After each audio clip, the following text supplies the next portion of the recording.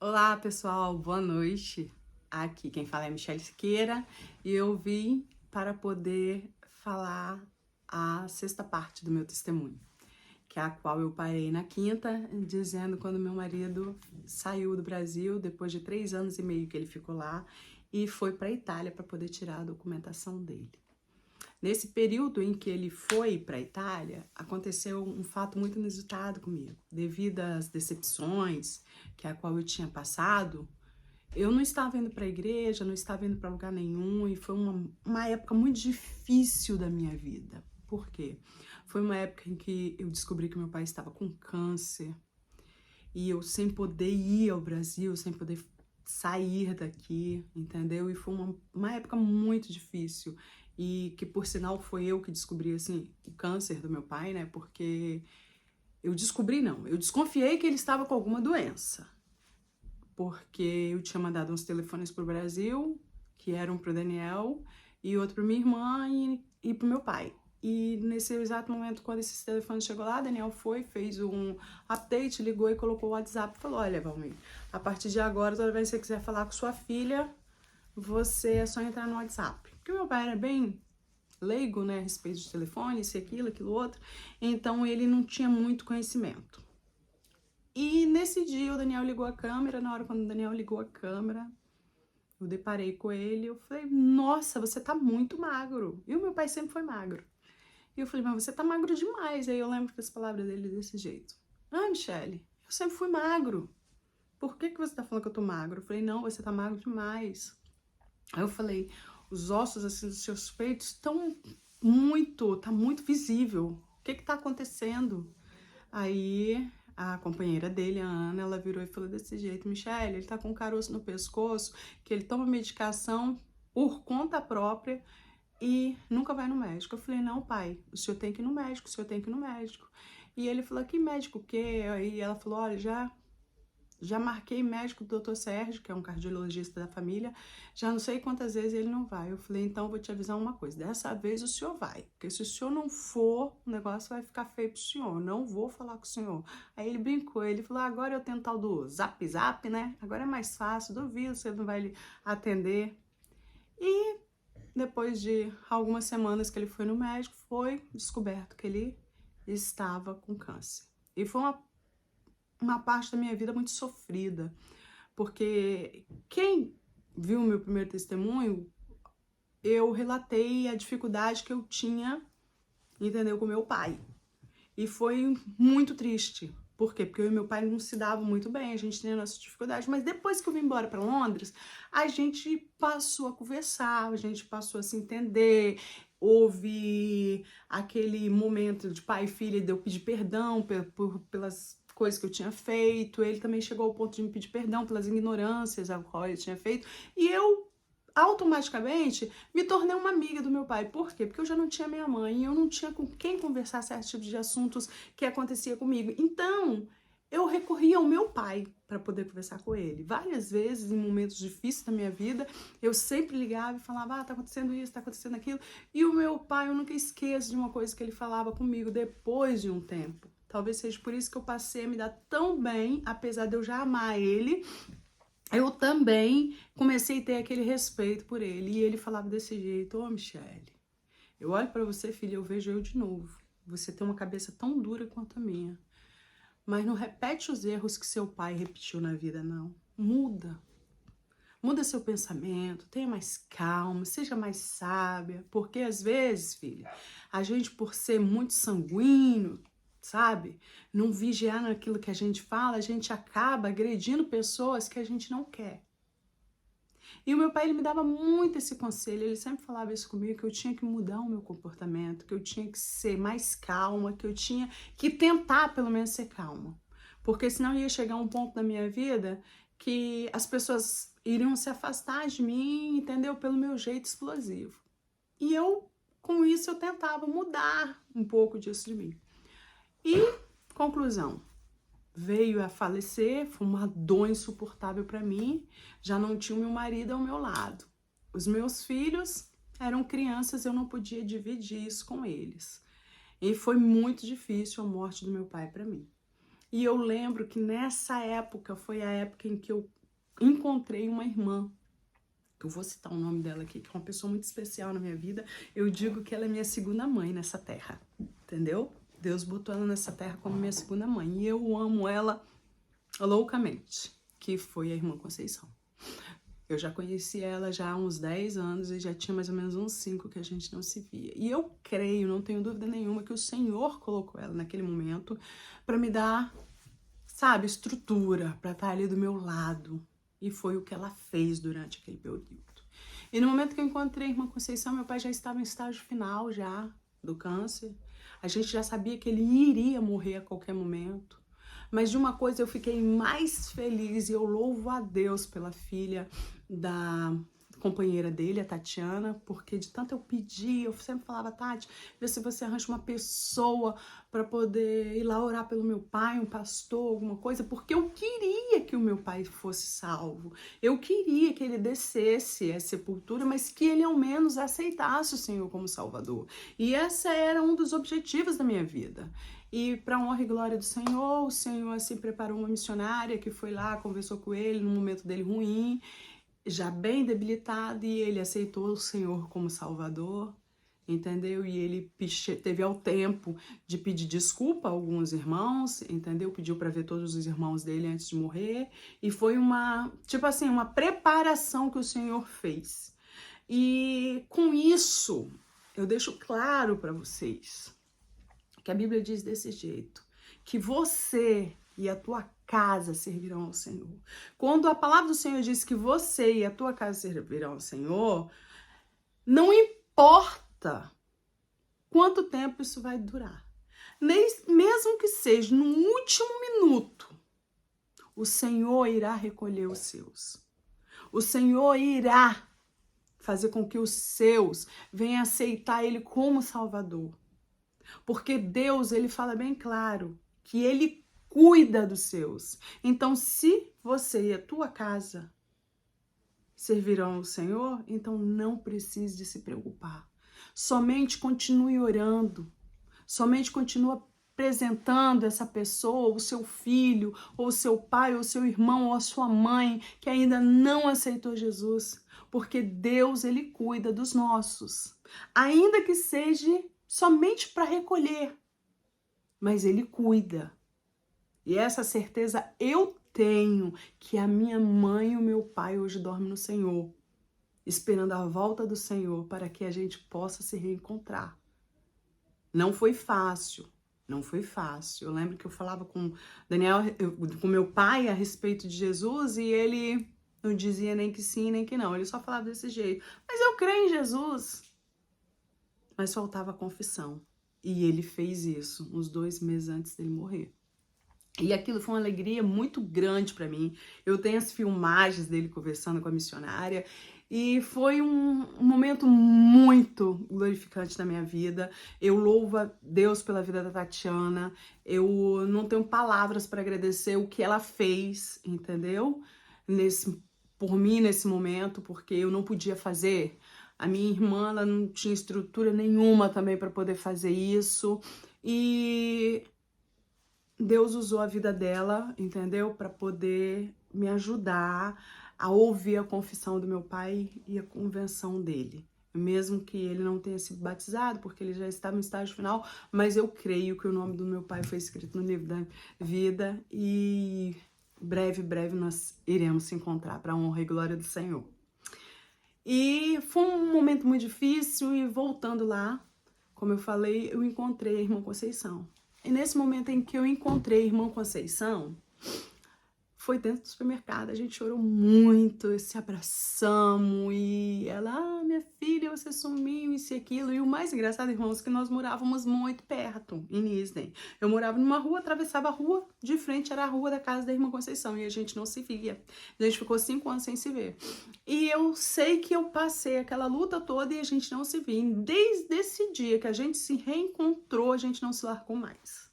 Tanto que hoje nós congregamos na mesma igreja. Irmã Conceição, uma bênção na minha vida. Eu amo ela e eu não tenho palavras para agradecer a mãezona que ela é comigo. E a irmã Conceição, ela falou, não, eu vou ajudar a Michelle, porque eu tô vendo o que ela precisa. E toda sexta-feira tinha oração na casa da irmã Conceição. Como eu morava ali perto, eu comecei a ir toda sexta-feira na oração. Mas não era qualquer pessoa que ia na casa da irmã Conceição. Somente aquelas pessoas que Deus permitia ir lá para estar com ela orando. E, para honra e glória do Senhor, eu fui apresenteada em estar junto com ela. E era eu, a irmã Conceição e algumas irmãs, que sempre estavam lá, alguns irmãos. Mas tinha dias que eu estava muito para baixo. Que eu não conseguia levantar na sexta-feira para poder ir lá, porque a tristeza já tinha tomado meu coração, porque afinal das contas, irmãos, já tinha se passado 4 anos e meio, eu sem meu marido, sozinho com as crianças, sem perspectiva de nada. E vivendo aquele sofrimento todo, aquela agonia toda. Mas o Senhor é fiel com os seus. Eu esperei no Senhor. Eu soube esperar o tempo do Senhor na minha vida. E eu lembro como se fosse hoje. Eu tinha aplicado a documentação para o João Vitor quando ele completou 10 anos e foi negado. E quando foi negado, eu lembro como se fosse hoje. Foi a mesma coisa de... Falei... que eu posso esperar mais? Nada. E nessa época, Daniel ainda estava na Itália. Eu sei que foi um reboliço de uma tal forma que o Senhor fez que eu não consegui entender. Eu só sei que eu fiquei muito entristecida com aquela situação. E eu, Michelle, como eu falei no começo, eu tinha uma personalidade muito forte. Ainda tenho, mas eu tento controlar ela todos os dias, entendeu? Porque quando a gente se converte, a gente tem que ser uma nova criatura. Entendeu? E deixar os nossos rompantes para trás. É difícil, tá? É difícil, não é fácil. Até hoje eu luto contra a antiga Michelle, entendeu? Que não era fácil. Só quem me conhece sabe muito bem do que eu tô falando. E eu lembro, entendeu? Que eu tinha alguns... Como que eu posso dizer? Eu tinha que pedir perdão a algumas pessoas, entendeu? Que eu tinha mágoa, que eu falei mal, mas tinha uma pessoa em comum que eu necessitava de pedir perdão, porque não era uma pessoa comum.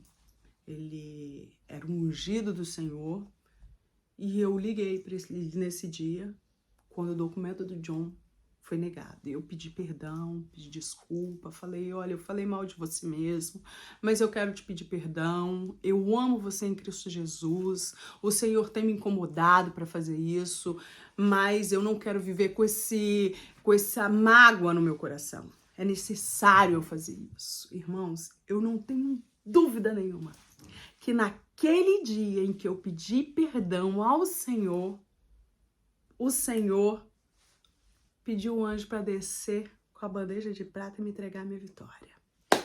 Só que eu nem imaginava, eu tava fazendo aquilo porque Deus colocou no meu coração, eu tinha que pedir perdão, eu tinha que liberar perdão.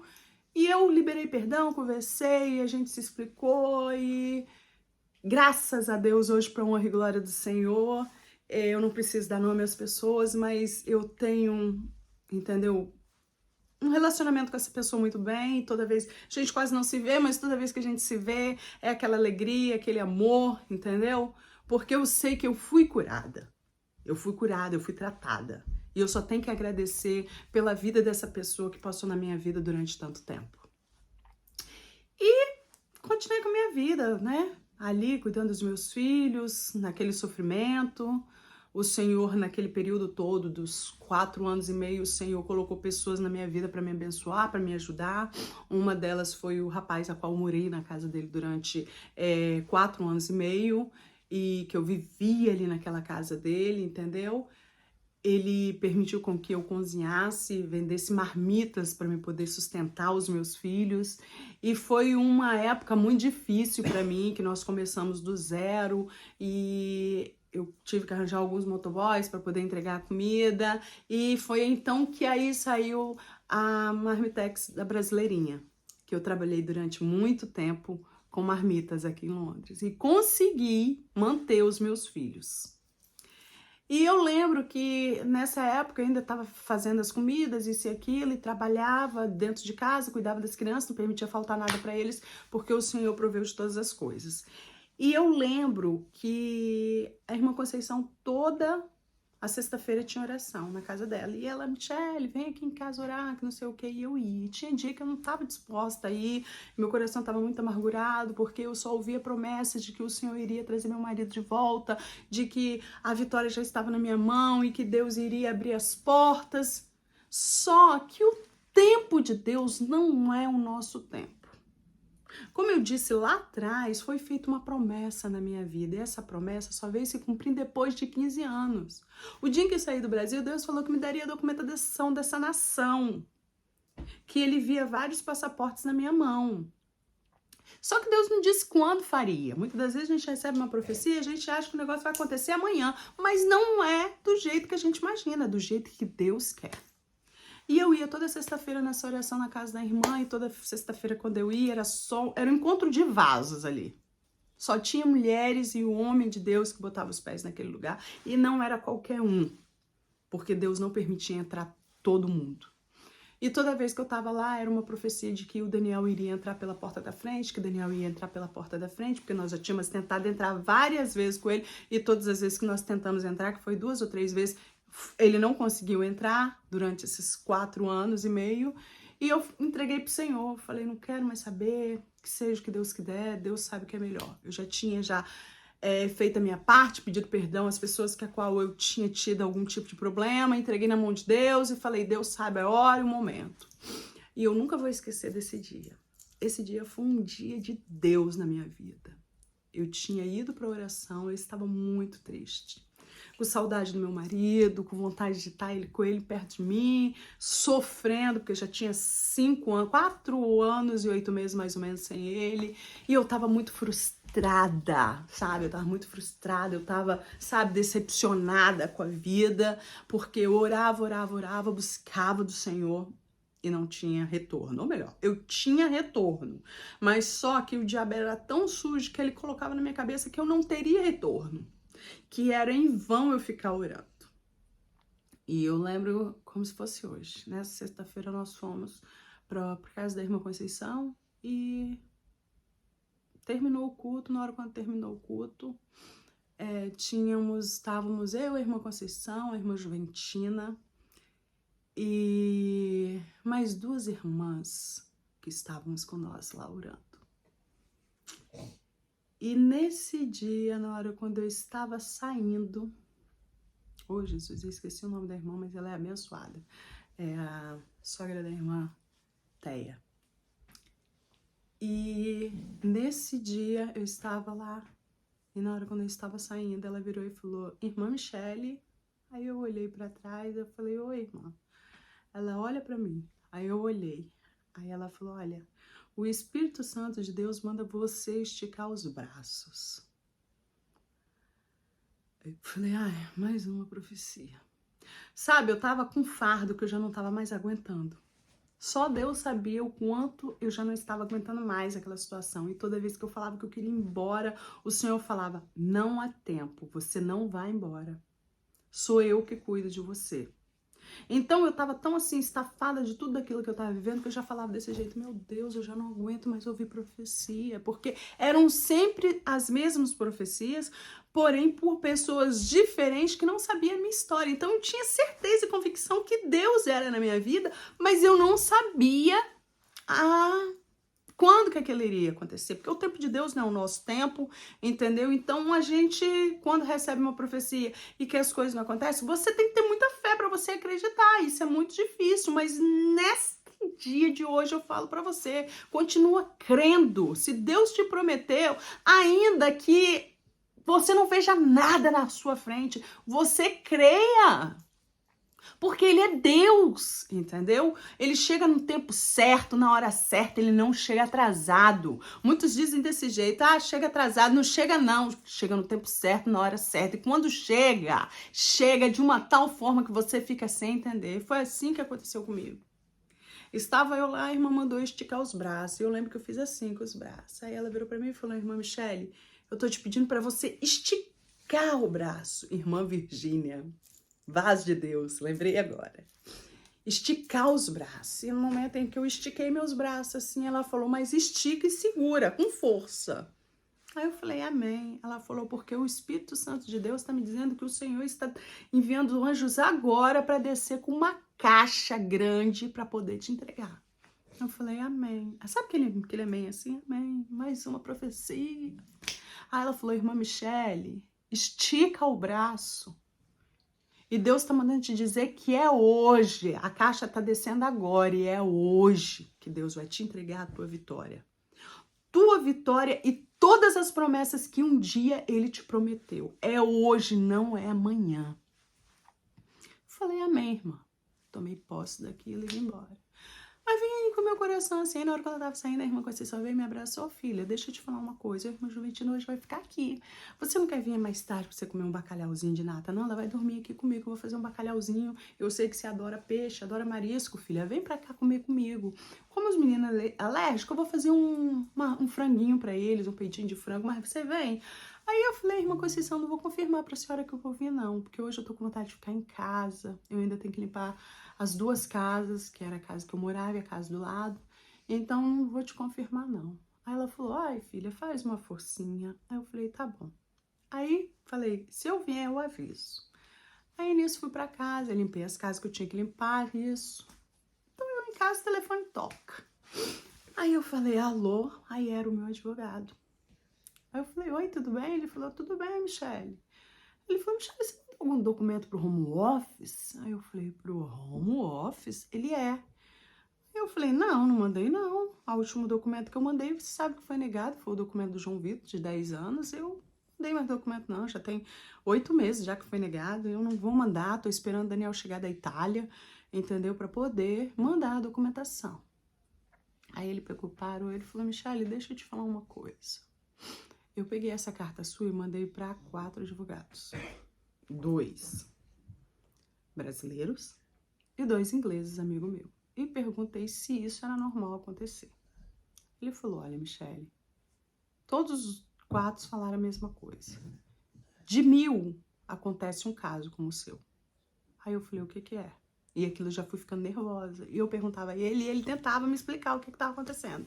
Aí eu falei, o que está acontecendo? Ele falou, não, o home office acabou de emitir uma carta pedindo para que você envie as documentações para o home office, para eles mandarem o papel para vocês poderem tirar as fotos digitais, essas coisas todas, porque ele está oferecendo o documento para você e para os seus 2 filhos.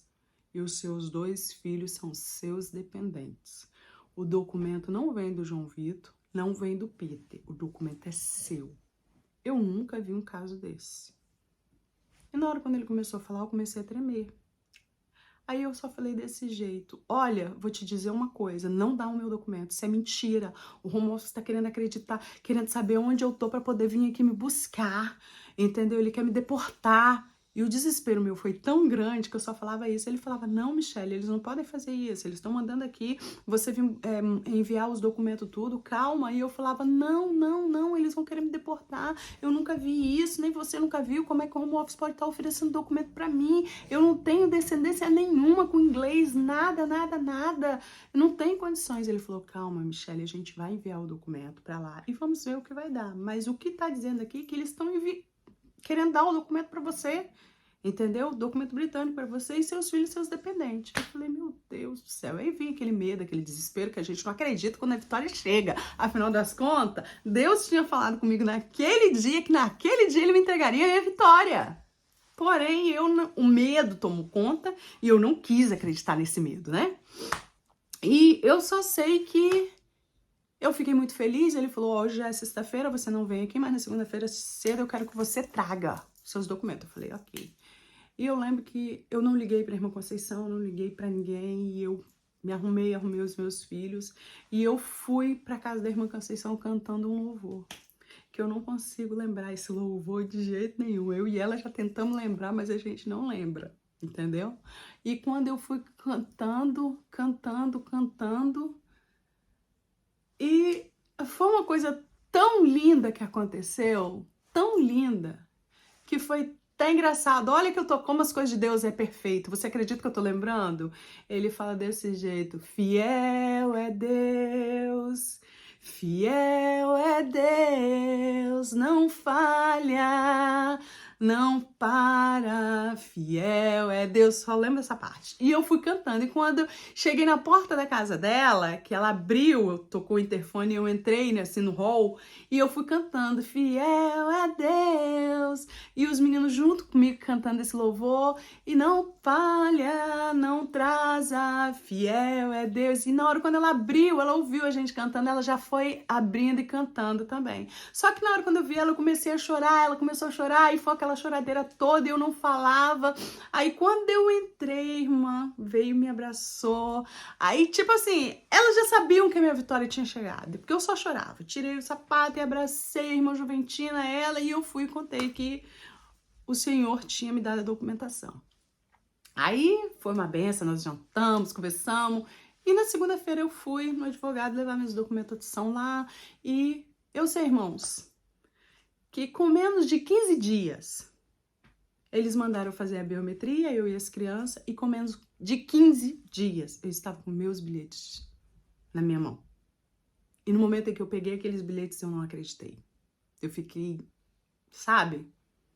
Eu não acreditava que eu estava legal. Eu não acreditava. Eu olhava para aqueles documentos e eu falava, não é mentira. Não tinha possibilidade. Como que eu posso ter o documento dessa nação? No máximo que poderia vir era do meu filho. Mas quando Deus promete, Ele cumpre. Ainda que ninguém acredite em você. Ninguém, sabe? Que era o que todo mundo fazia na minha cabeça. Ninguém acreditava, as pessoas... Tinha gente que queria até pagar para me poder ir embora. Pagar minha passagem para mim poder ir embora. Tinha pessoas que falavam desse jeito, essa mulher é louca com essas duas crianças, menino deficiente, e ela aqui fazendo essas crianças sofrer. O que ela tá fazendo aqui? Mas eu me agarrei na promessa que um dia foi feito na minha vida. E essa promessa, ó, eu guardei comigo e falei, eu só largo ela a hora que o Senhor me abençoar. Eu fiz igual Jacó. E eu segurei aquela promessa até o Senhor me entregar. Eu sei, irmãos, que depois que eu peguei essa documentação, passou-se um tempo, eu fui pro hostel. E lá nesse hostel eu fiquei alguns meses. Mas essa parte eu vou contar da próxima, para deixar vocês com mais vontade de ver meus vídeos, tá bom? Eu agradeço pelo tempo que vocês estão perdendo para estar me ouvindo. Eu espero que esteja edificando a vida de vocês, porque esse testemunho meu é uma coisa que aconteceu, não tem mentira, entendeu? Tem verdade, tem Deus, e o Senhor tem operado maravilhas na minha vida. Não foi fácil, entendeu? Mas eu venci. Essa foi uma grande vitória que o Senhor me entregou nas minhas mãos, e hoje eu só louvo ao Senhor por isso. Eu ainda vou contar mais algumas partes que tem, porque a partir de agora só foi milagre que aconteceu na minha vida, um atrás do outro. O Senhor falou que naquele dia Ele estava me entregando uma caixa que era para me segurar, porque essa caixa era pesada e dentro dela viria todas as minhas promessas, todas as minhas bênçãos, que é a qual Ele tinha me prometido. E eu tomei posse daquilo, agarrei aquela caixa, por mais que o fardo tivesse pesado, eu agarrei e tomei posse da minha vitória. E no momento que eu tomei posse da minha vitória, as portas se abriu assim, ó, de uma tal forma que nem eu, até hoje, acredito nos milagres que tem acontecido na minha vida. Eu vivo de milagre dia após dia. Dia após dia. Portanto, eu digo para você, meu irmão, digo para você, minha irmã, creia, acredita, porque o Senhor que prometeu, Ele há de cumprir a cada promessa na vida de vocês.